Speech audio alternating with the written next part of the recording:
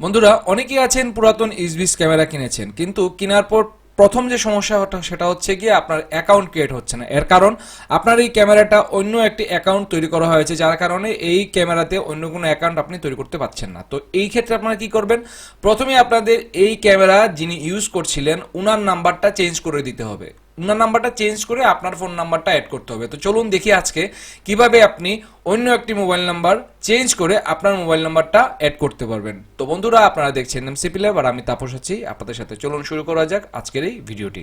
Subscribe করে নিন MCP lab চ্যানেলটি আর পাশে থাকা বেল আইকনটি বাজিয়ে দিন সব নোটিফিকেশন সবার আগে পাওয়ার জন্য।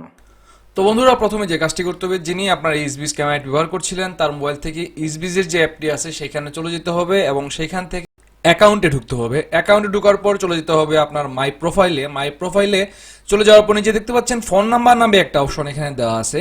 তো এই ফোন নাম্বারটা হচ্ছে যিনি এই ক্যামেরাটি এখন ব্যবহার করছেন।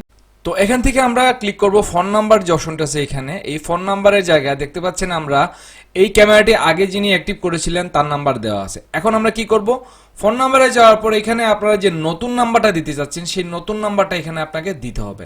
নতুন নাম্বার দেওয়ার পর যখন আপনারা চেঞ্জ নাম্বারে দিবেন তখন আপনার যে নাম্বারটি এখানে আপনি দিয়েছেন সেই নাম্বারে একটা ভেরিফিকেশন কোড চলে যাবে এবং এই ভেরিফিকেশন কোডটি এখানে যখন আপনারা আবার দিবেন, দেওয়ার পর এই অ্যাকাউন্টটি পুরাতন মোবাইল নাম্বারটি ডিঅ্যাক্টিভ করে নতুন মোবাইল নাম্বারের রেজিস্ট্রেশন হয়ে যাবে। তো এটা ছিল সিস্টেম কিভাবে খুব সহজেই আপনারা একটি ইজভিস ক্যামেরার পুরাতন অ্যাকাউন্টের মোবাইল নাম্বারটা খুব সহজেই পরিবর্তন করে নিতে পারেন। তো বন্ধুরা এই ছিল আজকের ভিডিওটি। যদি ভিডিওটি আপনার কাছে ভালো লাগে থাকে তাহলে অবশ্যই আমার ভিডিওতে লাইক করে দিন, কমেন্ট করে জানান কেমন হলো আর কিরকম ভিডিও আপনারা চান অবশ্যই আমাকে কমেন্ট করে জানান। ইজভিস নিয়ে কোনো প্রবলেম থাকলে অবশ্যই কমেন্ট করে জানাতে পারেন। পরিশেষে সেটাই বলবো, ভালো থাকুন, সুস্থ থাকুন, দেখা হবে নতুন কোনো ভিডিও আমন্ত্রণ জানিয়ে শেষ করছি আজকের ভিডিও। সবাইকে অন্তরস্থল থেকে স্যালুট।